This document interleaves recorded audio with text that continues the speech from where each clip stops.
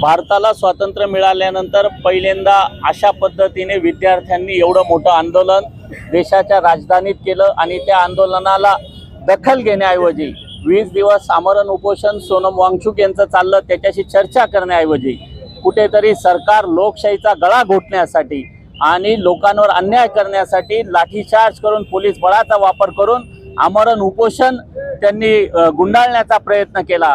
त्यानंतर विद्यार्थ्यांनी संसदेकडे मार्च नेण्याचा प्रयत्न केला असता त्यांच्यावर अमानुष अत्याचार लाठीचार्ज करत अनेक विद्यार्थी हे जखमी करण्यात आले आणि त्यामुळे देशात आज तीव्र संताप नरेंद्र मोदी, अमित शाह आणि धर्मेंद्र प्रधान यांच्या विरोधात सुरू आहे। काल लोकसभेचे विरोधी पक्षनेते आणि राज्यसभेचे विरोधी पक्षनेते यांच्या नेतृत्वाखाली प्रधानमंत्री आवासाच्या बाहेर निदर्शनं देत असताना देशाच्या विरोधी पक्ष नेत्याशी चर्चा करण्याऐवजी नरेंद्र मोदींनी या ठिकाणी पोलीस बळाचा वापर केला।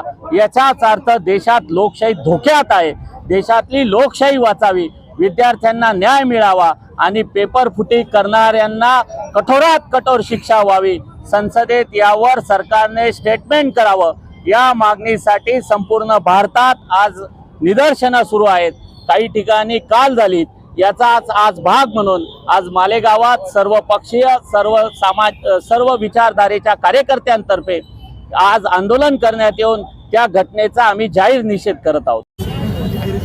पिछले 20-25 दिन से दिल्ली में जंतर मंतर पे सोनम वांगचुक हुए, अभिजीत लिप्टे हुए, ये आंदोलन कर रहे हैं। वो आंदोलन स्टूडेंट के लिए है, लेकिन वो जो सरकार है, केंद्र सरकार, वो उनका ध्यान न देते हुए बेदखल कर रही थी।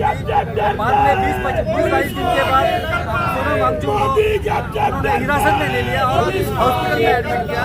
बाद में जो अपना वो आंदोलन कर रहे थे, लेकिन पुलिस ने, दिल्ली पुलिस ने वो स्टूडेंट उनके ऊपर लाठीचार्ज किया और आंदोलन तोड़ने की कोशिश की।